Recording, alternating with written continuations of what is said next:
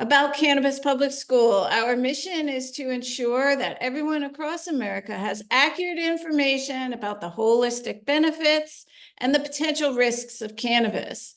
We showcase top-notch cannabis products, important trends, keen insights, and thought leaders. We advocate for increasing acceptance of cannabis therapeutics among conventional healthcare providers to empower individuals to make informed decisions to transform their health. We also embrace the spiritual and therapeutic adult use value of cannabis. It's time for our dad joke. I go through hundreds of them. This one made me chuckle. I didn't want to believe that my dad was stealing from his job as a traffic cop, but when I got home, all the signs were there. Thank you, Stu. I like that one. I like that. Did anyone else go through that weird adolescent stage when you were stealing street signs? Because we did in LaGrangeville, New York, for sure. We were usually pretty high when we did it, but yes. 100%. So at Cannabis Public School, we embrace and spotlight others to that month. Every month, our diverse guest speakers share their expertise on one of the most groundbreaking advancements in the recent medical history, spearheaded by cannabis activists. So always thank you to our cannabis activists. And it's the return of botanical medicine into patient care treatment protocols. So today we have Stu Zakim.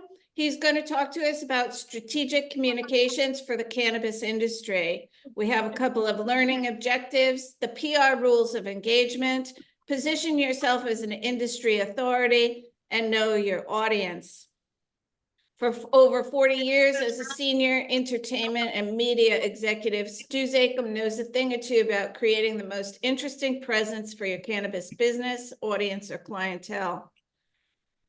So I was reading an interview. Stu had been interviewed by Muse, by Clio. He won a few Clios. One of your favorite projects. Apollo. No. Oh, don't forget to mute. One of the favorite projects you've ever worked on and why? Stu says, I've been lucky in my career, was always in sync with my feelings about cannabis. I have a number of favorite projects from working in the film industry, doing publicity on 2 Cheech and Chong films, and getting stoned with them at the Plaza Hotel. I mean, come on now. Yes. Come on now. I don't think that can be topped. I think that's right up there. Working on the classic stoner animated film Heavy Metal and Half Baked, where Dave Chappelle and Jim Breuer got high in his bathroom. And then ran press room for the recent 18 Rock and Roll Hall of Fame induction dinners, handled PR for Rolling Stone twice. Hugh Hef, where he worked with national promotions on Playboy, and Hugh Hef was actually one of Normal's first donors. So without a doubt, Stu says, my favorite project was transforming the Happy Monkey from an illegal speakeasy to the face of legal cannabis. Their story defines what makes this industry so unique, in that anyone with a great idea can build the American dream, regardless of color or gender. In the case of the Happy Monkey, like many of our space, this includes criminal backgrounds. So that's a big shoes to follow, Stu. You're old. Thank you very much, everybody. And as you can tell by my I'm very lucky in that I've always loved what I've done. I've worked in really interesting jobs, as Mo just delineated. And here we go. And this is kind of like, you can see some of the major brands that I've headed communications for, and each one had a unique thread. I mean, I was very lucky. There was this thread of cannabis throughout my entire career, starting in the film business at Columbia and at Universal, and certainly at Rolling Stone and at Playboy. Especially at Showtime, where I helped launch the series Weeds, which was kind of ironic at the end of the day, but you know, they couldn't have had it in better hands. And then I helped launch the Marijuana Business Association in Washington State when that went legal. People kept coming up to one of my friends and saying, I want to be in the cannabis industry. What can I do? So he decided to launch a space, and then obviously needed the communication support. And that's how I got into the space as like a full-time gig.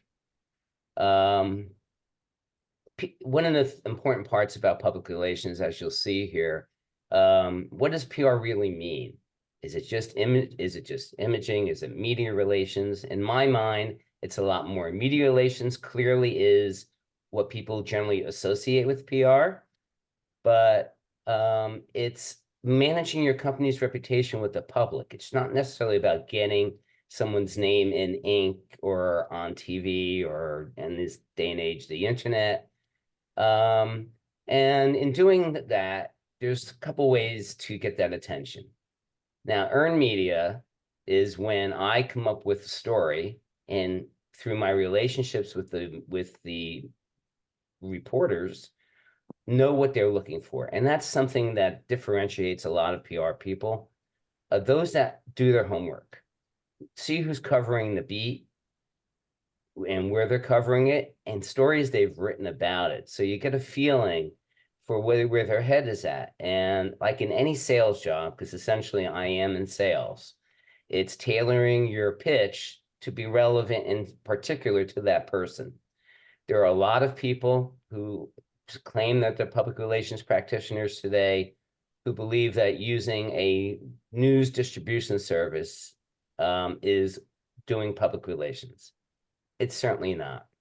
Those people resent actually getting their email inboxes filled with things that are irrelevant to them, because most of these people don't take the time to do their homework. The other part here, as you see, is paid media, which is advertising, promotion, and unfortunately, because we're still federally illegal, is largely not allowed in many markets. Owned media, which is a growing trend amongst people in the cannabis industry, because of these prohibitions that still exist in advertising and promotion, is when you use your website, your email blast, if you're a retailer, to your customers, your social media messaging, to get across points about your brand in your own words, because you're essentially paying for it. But by not paying media, you're hiring someone to write that for you. It's a resource. If you look at any website for any dispensary that you might visit, after you get through the products, there's usually another section called blog or similar type things, where there are educational articles that are placed to help explain to the consumer what the many benefits of cannabis are. Now, on the earned media side, which I mentioned initially, I always try to integrate education into the stories. It's never about how high somebody got. It's always about how improve their lifestyle, because the ultimate goal of what I do is to eradicate the stigma against cannabis and its consumers. We all know, because we're in the space, that it's a much better solution to countless medical issues, and that getting doctors on board is really a tough struggle sometimes. But using the media as a platform to communicate and highlight those things does have an impact in slowly, and I have to enforce slowly, changing that stigma. Because when you watch a lot of television, late night comedy, the hosts, when they do reference cannabis, because it is in the news so much lately, probably because of me in a lot of respect, they still do the, well, man, I'm so, talk like that. And that is not reality. And instead only reinforces the negative.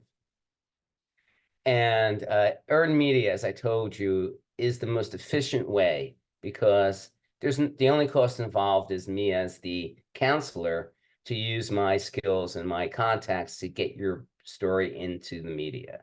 So everybody we know as they launch has a very limited budget, and very few have marketing budgets. Public relations falls under marketing, and it's an important investment on everyone's part. especially because we are dealing with the twilight zone here more often than not. Media does not mean just sending, as I mentioned earlier, you just don't send the press release out and expect somebody to pick it up. Those that do are people you don't want to work with anyway, because they're not investing on their own part in having reporters who cover the space. So rules of engagement, once again, not to diminish, but I am at the end of the day a salesperson, and there are certain things that in any sales that you really need to do. And here are some core areas I just want to point out to you that are very important if you're in PR. Credibility. Now, as we went through my background, you could see that I've earned my oats to be a spokesperson and representative in this space. So when I'm speaking with a potential client or a reporter, of course, I go over my background because it gives me credibility that a lot of other practitioners or so-called practitioners may not have. And I got great stories to tell. And that always helps, the relationship build. No fake news. There's something called the internet that can fact check anything you put out there. And that's really important as far as also towards your credibility. Because if you tell someone that it's raining when it's sunny out, they're never going to take your call again or read your email. And as I mentioned, fact checking is so easy today. All you have to do is Google something to see if what that person is pitching you or telling you has any legitimacy or not. And people forget, you have clients, and this is also part of what my role is, educating the clients that you just can't make stuff up. That if they want to really be a credible brand, they have to be releasing information that is accurate and reflects on what they do overall. Here's a big plus that most people aren't aware of in today's society. We live in a 24/7 news cycle. So that means the media is, rather than just recycling stories that they had on the 6 o'clock news, they need more content. So if I can help them do their job better, I've already made a friend. So keeping that in mind, you got to understand what stories are hot and trendy. What stories do people really care about? Now, because your client may think they have the best thing since sliced bread, does not mean they're going to get a story or a segment just centered on what they're doing. The key is to get on people's radar so that when they do write these pieces, they'll reference that. And that's why you want to position you and yourself and your company as industry experts and resources, because it's not just about selling Stu Zakim's brand. It's about helping educate their readers, their viewers, their listeners. And if I can speak about things that, of course, I will somehow seamlessly integrate into the conversation that reflect well on my client while informing the audience who's listening to me, then I'm going to be asked to come back again. And that's also the key. This is not about relationships. And that's why it's so important that when your story does not have to be self-promotional. If you're good at what you do and they start to realize that you are someone they should talk to about anything going on in the industry, I'll get my client mentioned, trust me. I will make that happen. This is really, really important. Knowing who your audience is, because you're have to tailor your message to who you're trying to reach. And, we have a lot of platforms available to us now that didn't exist before. And each platform has a different way to communicate your message. So you really know what's happening. You have to pay attention to what's going on there. You can't live with your head in the sand. This is all about being a resource as well. You have to know what's happening, who's doing what to whom, who's advancing something, introducing new products into the mix, what laws are being impacted, what states are going legal or trying to go legal. And then if you tell it the right way with images, audio, and video, because text on a screen is nowhere near as sticky, and sticky means how long people stay on that screen, than video. you have to know your reporters. So in the world of cannabis, we have moved out of what I used to, and I still call the cannabis ghetto, which is all the cannabis publications, High Times, and similar things that kind of reinforce the way we were as opposed to the way we are now. And a lot of mainstream outlets have now assigned reporters whose beat is cannabis, whether it's from the financial side with Dow Jones Market Watch, or if it's on the general news side, like the New York Times or Time Magazine or Bloomberg or Green Market Report. These are all outlets that have now dedicated resources to cover the advancements of this industry, so that they realize not only do we generate new jobs and create tax revenue in legal markets, we also do other things. And the beat reporters want to know what those other things are, because to tell the same story over and over again is boring, and it's not going to attract any new readers or, click-throughs, which is how they actually are judged by the stories that they make. How many click-throughs actually went through? So if I know my beat reporter, and I referenced this earlier, I will tailor my pitch to them to make sure it fits into their own DNA. And then it's more effective because it helps them do their job better. I've done most of their homework already and put it into a format that is easy for them to transition into their own words.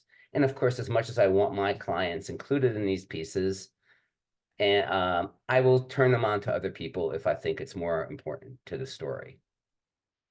Knowing what their key areas of interest. Now, one of the biggest complaints that I get from media on a regular basis, not about me, but about other people who claim to be publicists, is that they get press releases or pitches that have nothing to do with what they cover. There are these databases that people sell and subscribe to for a lot of money that are supposed to be on top of who is covering what and what their beat contains. And in today's media world, especially on the digital side, it's a very quick revolving door and changes rapidly because for a variety of reasons. But a lot of these digital publications are not making money, so they have to have layoffs, and all of a sudden someone who you've cultivated a relationship isn't there anymore. These databases don't necessarily stay on top of it as quickly as they should. And so as they shrink their size and they give someone else, oh, you can cover cannabis now too, and or you're not, and they change their beat because we're not making revenue from cannabis, we're going to cancel our coverage, and they're still getting pitches. It annoys them to no end, and kind of taints their feelings about my function, not me, but my function as a whole. And that's why it is so important to do your homework, to hire people if you're in a position where you don't have in-house PR that can do that, who operate under these guidelines, because this is what makes or breaks a good publicist from a bad one, or defines it rather. Another thing, and this is really, really important, no mass email blasts. Take the time to put the person's name in there. Especially if you've had a pre-existing relationship with them. But nevertheless, nobody wants or will read something that they don't know who it's coming from, where the subject line may be rather vague, but then they'll turn around and say to their client, well, I sent out 500 emails. Well, out of that 500 emails, how many people bit? That would be my question, because measuring PR's effectiveness is very hard. We're not quantifiable in the way that advertising is, where you can tell how many people watched a show or whatever. We're not that way. So probably going back to my authenticity and credibility put, this is two important things that, and I'm hoping I'm not being redundant, but it's important to reinforce this. You got to be a subject matter expert. You have to know everything that is going on if you expect to get a second chance for them to come back and speak with you again. and don't waste their time. Their time is valuable. If you can imagine how many cannabis companies there are now, or cannabis services, ancillary, whatever there are, all trying to get into this limited niche of people who are covering, whether it's mainstream or cannabis media, covering this in a way that they might want to pick up their story. If you waste their time once, you're never going to get a second chance. Present original research, data, case studies, as I'm going to show you in a minute. These are so informative to the reporters that whether or not they use that case study, it's going to be in their head the next time there is a story that is similar to that. Research and data is the buzzword of digital media because those get the most click-throughs. And that's also, as I mentioned, how a lot of these journalists' effectiveness is measured by how many click-throughs their stories get. So if you present something that says, in New York last month, now they're up to 100 dispensaries, they generated $25 million in tax revenue. That's information people want to see. And then they're going to click, where did that data come? Where is that money coming from? And they can tell by each dispensary, say, how much retail sales they're generating to get that kind of tax revenue. Case studies, however, take you behind the screen. If you think of the Wizard of Oz, right? Who is that man behind that red curtain? Well, I'm the man behind the red curtain, and I want to take you along on that journey to help educate you about what really goes on and how it goes down. So I will take that in a minute. And then here's another important part, especially if you have representatives, if you're not using a spokesperson, a PR spokesperson, but it's your CEO, your COO, your CFO, people in those roles, the most important investment you can make is invest in media training. A lot of people get nervous, they freeze, they come across horribly, which defeats the whole purpose of setting them up in front of the media. So as I mentioned, whether who it is in your management team or your C-suite, you need to identify who the best spokesperson or spokespeople are, because there's going to be different areas that they may be called upon, whether it's to speak on a panel, to be at a trade show, or to do an interview. Once you have those best spokespeople in place, you go over interview skills. Responding to questions. Not the 60 minutes got you, but kind of in one respect. You do need to prepare them because cannabis is still a controversial industry, and people do, come up with some reefer madness kind of questions that make you want to like shoot yourself, but you can't respond that way when they ask that question. So you have to know how to do that. And then you come up with the key message points. Most interviews at tops will be 30 minutes. So you have to train your spokesperson to go into that interview with 3 or 5, no more than 5 key messages that you're going to get across.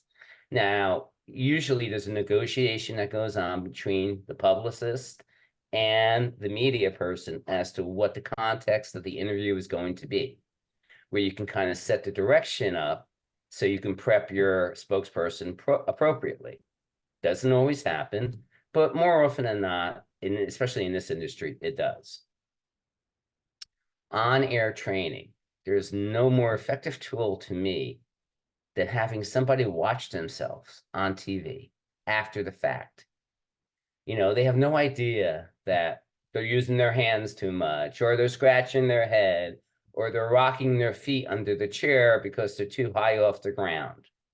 When you show them that, and this all affects how you come across on camera. It really does. I've been on television a lot of times, and I've did this myself. I would watch myself and I'd say, geez, I can't believe I did that or said that, or said, I should have more confidence in my material where I don't have to take those pauses. So on-air training is really, really important. And rule number 6, hire professionals. with the limitations that the cannabis industry continues to have, and that I don't see disappearing anytime soon, because I don't imagine we'll be seeing legalization for quite a while on the federal level. You need to hire people who know what they're doing. You're empowering them to be your advocate, to be your representative. You're building up what you hope is a very successful business. And if you hire the wrong people, you're not going to get there. So we have specialized skills, many of which, from writing to knowing how to pitch to just understanding what the role of each people are, especially with the media. That's important. Next, you need to know how to use video as a tool. This is, as I said earlier, there's nothing more sticky, and you want to keep people on you if you're not using video appropriately. Don't use a selfie. Get a headshot. Spend 20 bucks or whatever. But you'll be surprised if you're going to be quoted or interviewed a lot, your headshot needs to look pretty good.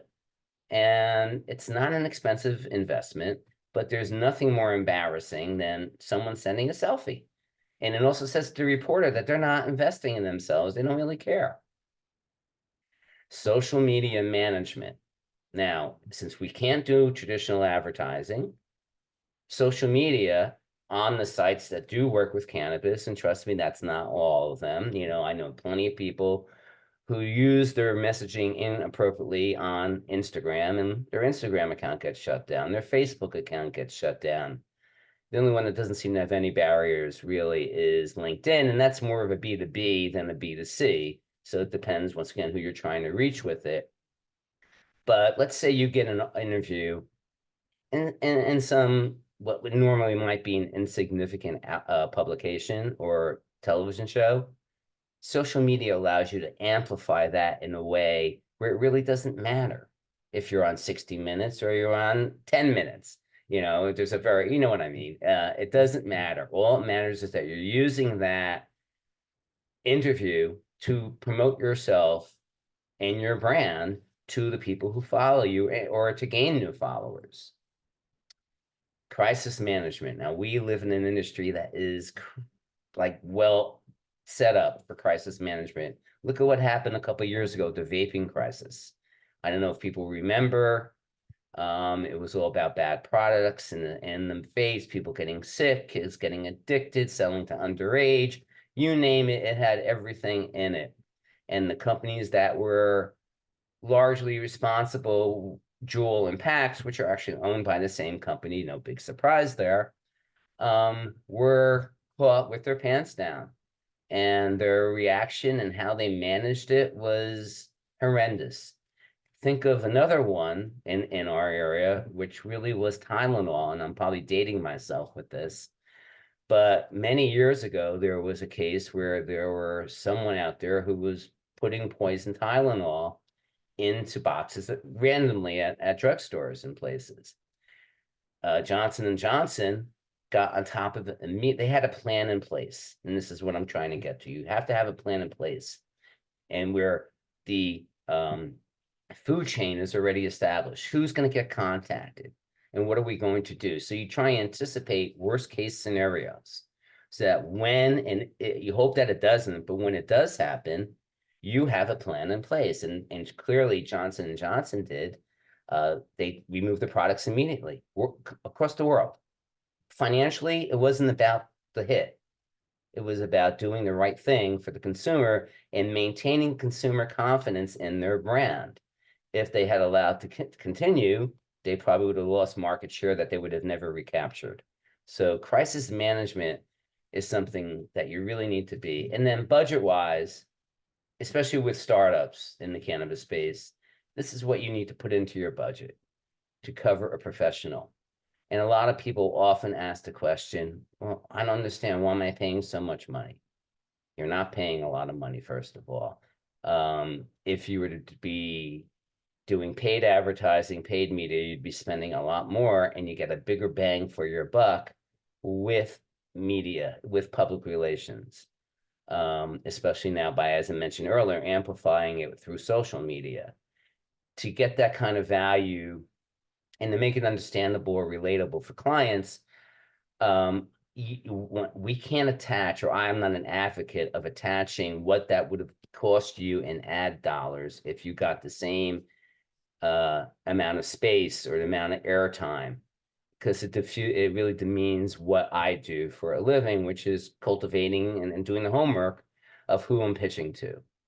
But some clients still, that's the only way they can understand it. They're number focused. And, those are people I end up not working with anymore at that point because they don't understand or appreciate the value. But I do know a lot of my peers do that. I mean, I say in my write-up for last year, for 2023, I generated over $9 million worth of media, which I did. And the only reason I put it in there is a number of people used to go, wow, I would never sell myself. I sell myself on what I've done and how I've represented clients. But hiring professionals is really, really important. And here's the case study that I was mentioning to you, in which Mo touched on briefly in the beginning. So the Happy Monkey is a New York lifestyle brand who started business, I'm going to say 7 years ago at this point, as a speakeasy in a recording studio in Midtown Manhattan. And when I say speakeasy, it's very similar to the prohibition model that we know from alcohol, where it was a very discreet location. You would never know it was there. You had to know what's name to say when you got in the door. And but it was this very safe environment, and word of mouth got around about it. On any given night, you would see famous athletes, rappers, actors, you name it, they were there, and also regular people. And of course, when the pandemic hit, we had to pivot away from the speakeasy because no one's going into a lounge to smoke together when COVID was so easily caught then. So we decided, once legalization happened in New York State, which was almost coincidental with all this, with the virus, we were going to try and change the classic Cheech and Chong perception and show people who today's cannabis consumer is and what the industry can do. So we decided to celebrate the first 420. It was called the End of Prohibition Party, which it was. So in New York State, you can consume cannabis anywhere that you can consume tobacco. So, and they are compliant and legal events. So we picked a major steakhouse that was directly opposite the New York Stock Exchange, because optically for me, if I'm going to show, here's the revenue, where's that revenue going to come from? It's going to come from the stock exchange. So I pitched it to media as New York's first legal pot party, and invited all the local affiliates, as well as the networks that are, because of New York being the media capital, all the major media who have never treated cannabis with any respect whatsoever, to come and see what we're doing. So that event had over 500 people. Obviously, with the Wall Street location, many of them were professionals, diverse, women, men, Black, white, Latino, gay, straight. I mean, it was across the board representation of who the consumer is. And the media loved it. I mean, we generated significant amount of media coverage for that. And as a result of the success of that event, we were approached by a group that was called, it was an art show that was traveling internationally, the Immersive Van Gogh Experience, which was basically taking Van Gogh's work and, beaming it on the ceiling, on the walls, and with music. And they, when they approached us, said, look, we're assuming a good percentage of our clients are getting high before they come. So would you be willing to do an after dark party, which meant after they closed to the public, shut it down, and we created the lounge environment that the Monkey was known for. They had a backyard area. So, we had chairs and tables and DJs, and of course, vendors who were whether it was dab hits or bongs or whatever, people could consume before they went into the show and enhanced their experience. We made it a white party as well. And once again, the media came out because this is a marriage of art and cannabis. And another way for us to clearly demonstrate that cannabis consumer has interest just like any other consumer. Just because they happen to smoke cannabis does not mean they're a couch potato or a stoner. I mean, yes, we're stoners, but we are successful and functional stoners. So over 2 evenings, a week apart, we generated over 1,000 guests, and more importantly, for the exhibit, over $100,000 in ticket sales, let alone what they got from licensing and merchandise that they were selling in the shop. The results, I mean, and this just outlines some of the media that we got, which are pretty significant. And especially to me, getting the New York Times was crucial to getting. The other ones are all relevant. USA Today, I mean, let's be real, that as white a bread of paper as you can get, covering this with the right messaging that was so crucial to it. And I guess the biggest point, what I didn't put in there, is we won a Clio, the first Clio for that activation. And when you talk about legitimizing your company in a space where we are trying to break through these old taboos, Clio says, holy cow, these guys know what they're doing, and they're doing it in a way that highlights what the industry can be. So in conclusion, here's the, it is possible to change public opinion using the right messages. The media wants to tell the story. How it's told is up to me or you or your public relations professional. Educating the client is as important as educating the public, and that PR is more than media relations. We are part of the C-suite as well. And most importantly, have fun. You could be working in a lot worse industry than cannabis. So I'm going to stop sharing at this point, Mo. And I guess we're back to the screen, correct? We are back to the screen. Wow. Wow. Beautiful presentation. Unbelievable. Yeah. Thank you. Yeah. Thank you so much.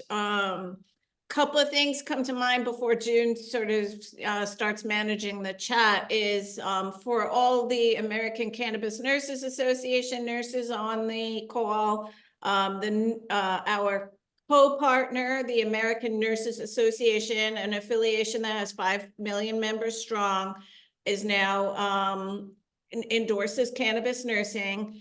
They have a nurses in media training, and it's quite good. I've done it. My head was spinning the whole time, and but I did pick up a lot.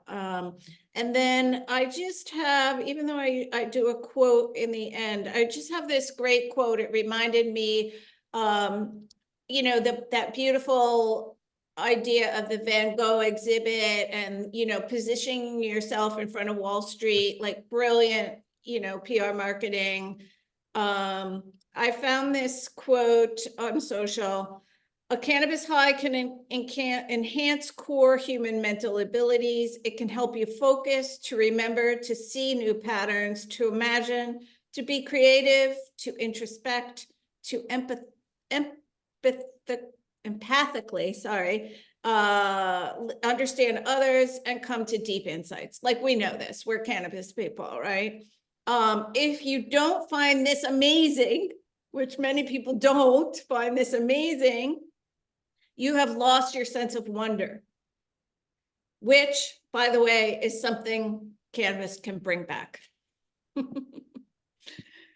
So, June, do we have any questions, comments, or kudos in the chat? Yeah, a lot of people really liking what he said. Someone mentioned soft skills, but Dr. T just put in there, what are your thoughts on San Francisco Weed Week as an alternative to the traditional hippie hill? Sorry, guys, I'm still getting over a cold and allergies, so. That's okay. And Stu, if you don't know what San Francisco Weed Week, it's founded by David Downs. He's I the saw they senior canceled it, right? Well, no, they canceled Hippie Hill, Oh. which I had been to my first, and this is a great question, Dr. T. I'd been to my first Hippie Hill last year. I had never seen, I mean, people were like, I had never seen so much cannabis. Like it's a field, it's a hill, over probably 1,000 people, maybe 2,500 people strong smoking pot. It doesn't send the greatest message. So what David Downs tried to do, the senior editor at Leafly, is do this San Francisco Weed Week. And it's based off of the restaurant week or the beer week that many cities do. And so, and Dr. T, do you know anything more about Weed Week in terms of what his ultimate goal is in, I know, trying to reduce stigma, bring in revenue? Do you have any more insight? No, I mean, mostly what I've gotten is from Bram.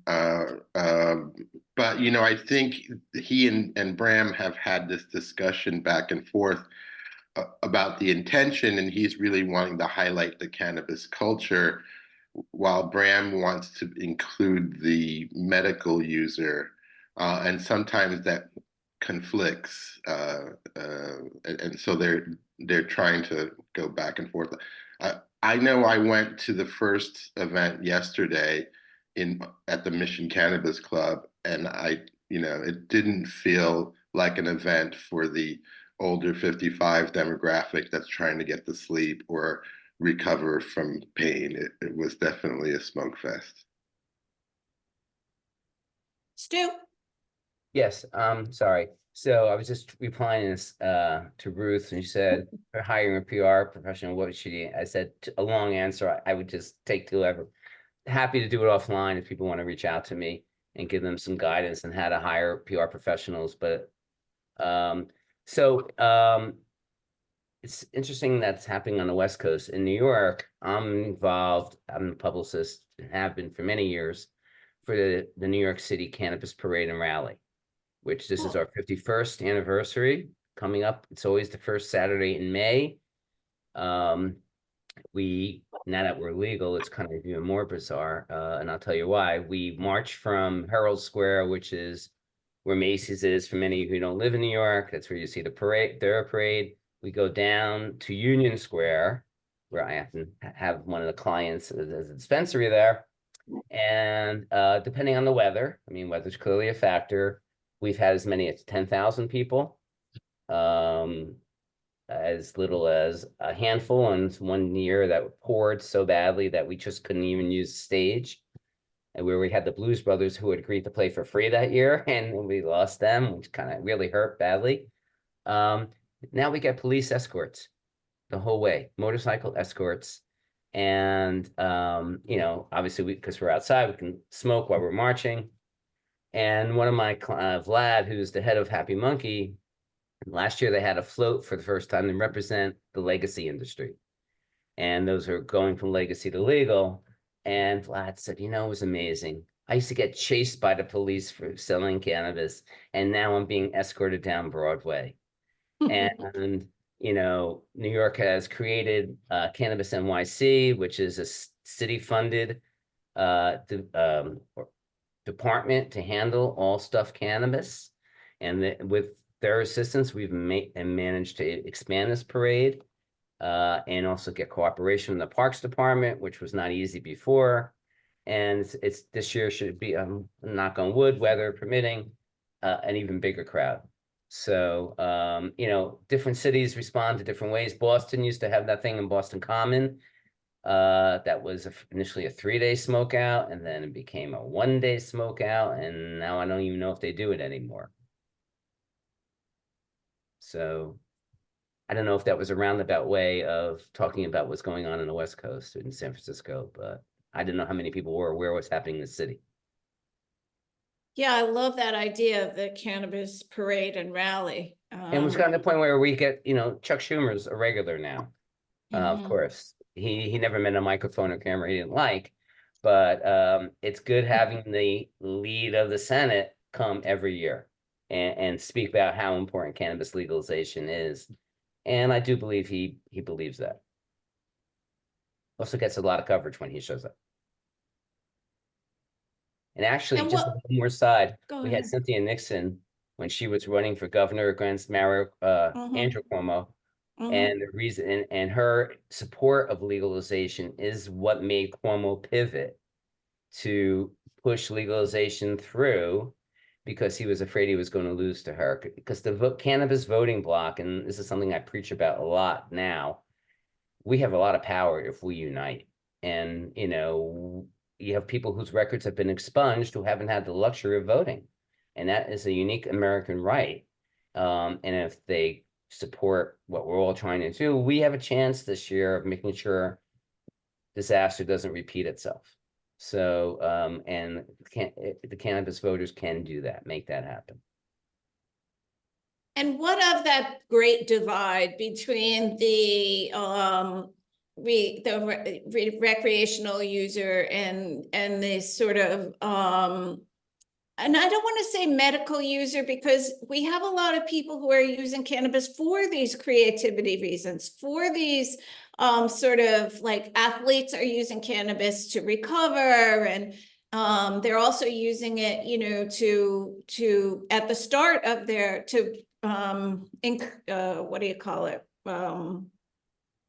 Get ready to exercise, to encourage them to exercise.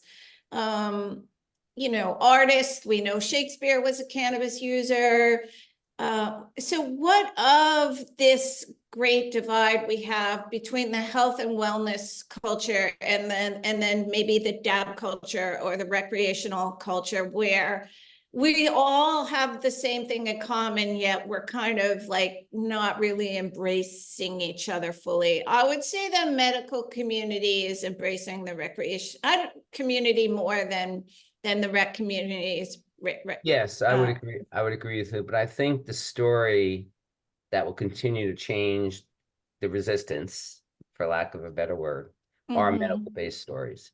How people's lives have been improved significantly by switching from opiates or whatever medicine might be prescribed to them and using cannabis or CBD or, hemp products for that same reason, and having a healthier lifestyle.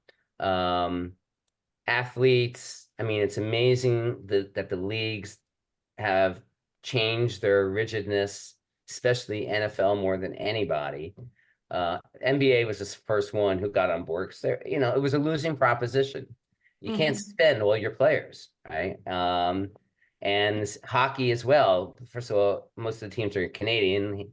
Canada legalized weed earlier than anyone else, but also for further pain management. MLB has changed its tune. The NFL was the biggest one to get going, and they seem to are doing it somewhat. I don't think, as well as the other leagues, but there's room for growth. And I think it's progress. And I think, once again, it's predicated on the fact that the trainers were creating these athletes into junkies. Yeah. And now that they can consume cannabis products without worrying about suspension and fines, and be more productive, and maybe have a speedier recovery and not become an addict, is a message that is really important. But that's health and wellness. That's not sports. So even though they do live in different universes, the overlap is right there. And like with anything else, influencers have a lot of impact to those who there are influencers too. And athletes are role models, have always been role models. Lately, I've gotten into some, I don't want to say troublesome, controversy on calling out a former boxer who we were probably all familiar with, who is been convicted rapist and wife beater, and now is marking a product based on, something that was horrific to this sport of boxing, and yet people are still putting him on a pedestal. And I spoke out and I just said, because his product recently was introduced into New York, and I said, we have to do a better job of finding role models for Blacks and Latinos than a convicted rapist and wife beater. And then I posted similar thing on LinkedIn with a suggestion of another role model. And and I got almost 20,000 impressions. So I definitely hit a chord with that. 80-20 plus, you know, 20 against, but the 20 against were more nasty than constructive in their comments. So, but all in all, I think that it's not, I wrote a great book because I was high when I was doing it. It's the story I want to tell. And I don't think that will change anybody. It's really about what you guys do in the health and wellness area and how this really impacts and improves people's lives. Dr. T, any follow-up? Yeah, thanks for your responses. I guess, you know, the battle seems to be not our industry against the rest of the world. At this point, it seems to be an internal battle where some people really want to promote the traditional Cheech and Chong cannabis culture, and it's hard to send grandma to a store that has that image or that environment. And so how do we reconcile that internal battle in a PR sort of way? Internal with education, you know, and showing people that reinforcing negative stereotypes, no matter what you're doing, is not a productive way to ideally sell more product, get more customers engaged with it. And it's just not where we are at as a society anymore. We're not in the 1960s, you know. Some states where it's like we're going back to the 40s or the 1800s. I don't want to get into too many political conversations, but I think that the stoners, those people are losing, and they're mostly legacy. They're not on the legal side. You know, in California, the legacy market outgrosses the legal 4-1, which is significant amount of money. In New York, it's not as bad as that, but not far off either. And that's not because you want to think you're still in the 60s. It's that the product level isn't there yet. And so you're going to still go to your legacy person for quality products. They'll get there. It's time. Nothing happens overnight, as does changing the way people view cannabis. So to your point, it's got to be done within the industry. If you go to trade shows, I mean, I just came back from MJ Unpacked in Atlantic City. The legacy guys are not there. You know, it's all pros. And MJ Biz is very similar. Most of the trade shows are. Some that are smokeouts, yes, it's a throwback, but those are far and few between to the business of cannabis. And that's what we're in. We are in the business of cannabis now. Well, I was on a webinar the other day and I'm a little, okay, so what happened was, you know, the physician put up a certificate of authentication and it was like, you know, 0 THC. So the THC was extracted out of the product, and then probably a CBD isolate was put back in. It's like the doctors were trying to figure out what, you know, what was in this product, or could you even call this a broad spectrum product? So I think this is the next level tier of what's going on in the cannabis industry. Is like, we are sending grandma to the dispensary and she's you know, she's getting kind of like a crappy product. So I think, like you said, that's why people are going to the legacy market.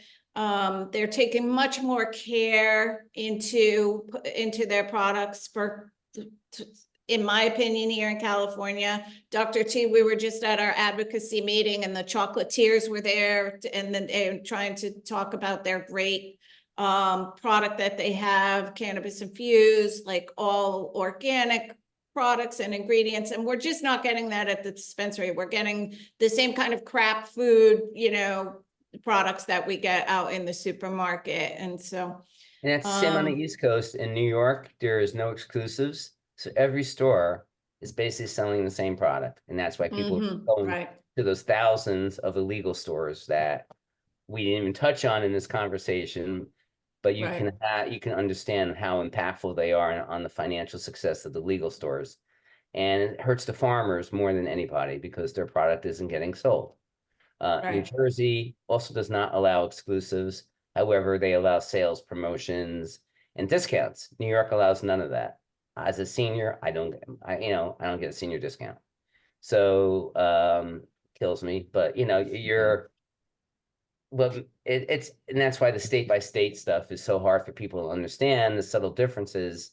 What works in California doesn't work in New Jersey or New York or Connecticut or Vermont or Oklahoma. I mean, every state is different. And clearly one of the things, if we could all unite on, is allowing interstate transport of products, which without legalization, if there's some way to do that, then we're going to see a difference. We're going to see a better product out there for people to get legally, and for the states to be able to collect the revenue that they'll produce from that.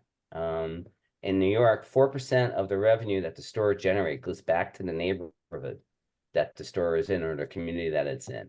And we use that as a selling point to try and convince people, because a lot of cities have not opted in within the state, either state, because based on not in my backyard kind of mentality, although they know they got delivery, so they can still get delivered in town. So they're not even getting any benefit of that. A lot of behavioral changes to be done. It's groups like this that help advance that along. Obviously, we are preaching to the converted. So the real challenge is to preach to the non-converted and convert them. And that's where Yeah. using media, here's full circle, right? That's how Yeah. using media to do that accomplishes that. Yeah, so a couple of comments in the chat. Megan is saying grandma needs a cannabis nurse or a cannabis physician like Dr. T. And for sure, Stu, if there's anything you can do for cannabis nurses or cannabis physicians, and just sort of get that into your message that there are people out here willing to guide you through the process of adding cannabis into your lifestyle for medicinal reasons, while also helping you get off some of those opioids, or why you should get off some of those medications. Oh, no, I advocate for that all the time, as I'm sure you can. I'm a medical patient in New Jersey. I've been for a long time. I don't use any painkillers except for cannabis. I haven't had a headache in God knows who knows how long, which is really a blessing. And I am a walking self-promotion, not self-promotion, walking promotional vehicle for this. And I get upset. So New Jersey has both medical and adult use, and the medical stores were the first one to add adult use to the mix. And medical patients were supposed to get preferential treatment, professional access to the best products. That lasted about half a second. You go, and all the good stuff is on the adult side. And in New Jersey, we don't charge tax to medical patients because you don't pay tax on medicine. So why should you be paying tax on medical and cannabis? And they'll say, oh, we'll just take the tax off and it won't come out of your allocation. Well, one of the bigger MSOs, TerraSend, got fined a couple $100,000 for doing it. So, if you let people know these, in the groups that oversee the cannabis programs in your state, then they'll go after those guys, because that is not how the programs were designed. And we know there's unfortunately, always a fall off in medical participation once adult use comes into play. And Jersey is now, it used to cost $100 for your card and plus the doctor's visit. Now they cut it to $10, and they're going to give you a virtual card that will last like 5 years or something. So you don't even have to get it renewed every year. Because the people who need it the most cannot afford adult use cannabis. And we don't have home grow here either. So it's like a double whammy for the medical patients who really need it. So I have to give credit to the state, to the OCM here, or it's not OCM here, it's CCC here, CRC, all these acronyms, but that's the other, each state has their own acronyms. But once again, I see my role as highlighting that kind of stuff. I've written op-eds that touch on all these topics, not just, and that's for me, not on behalf of my clients. because I know what's going on out there, and I know I have the skill set to help change that public opinion.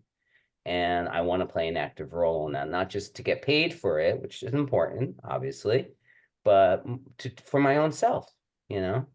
And I believed in this for a long time. Thank you. Thank you so much. And, And once Carla- again, you know, if you can, I guess I can post my email in the chat. If people Yeah, want please. to have a separate conversation after this, because I don't want to take up time. Even that one question that Ruth asked would have taken a half an hour minimum to answer. Yeah. You know, I'm available usually, you know, I'll make time. Yeah, I can also send out your email with the recording. Okay. And Carla is thanking you for standing up for what you believe in against violence and promoting, you know, finding better role models for cannabis. I know that Major League Baseball has Charlotte's Web, which, you know, you can't find a better role model than Charlotte Fiji. Right. So we could be doing that. And yeah. So I myself did not stand up when the controversy came on LinkedIn about Hall of Flowers promoting Chris Brown and Mike Tyson. But I'm glad you did. You know, those are things I just can't let pass. Always gets me in trouble one way or another. But I use my platform judiciously. But you know, as I said, some things I have to speak up for. So we're gonna, yeah, everybody is thanking you so much. Good trouble, Dr. Tesis. Final quote, I am an expression of the divine, and I am speaking to as you. Just like a peach is, just like a fish is, I have the right to be this way. I can't apologize for that, nor can I change it, nor do I want to. We will never have to be other than who we are in order to be successful. So go people, go. We realize that we are as ourselves unlimited and our experience is valid. It is for the rest of the world to recognize this if they choose. So everyone, Stu, thank you. Everyone get out there, have yourselves a Sunday. I will send out an email with Stu's email in it and the recording, and have a great day. Thank you all for having me. Thank you. That was really great. Thank you so much. Yeah, it was. I agree.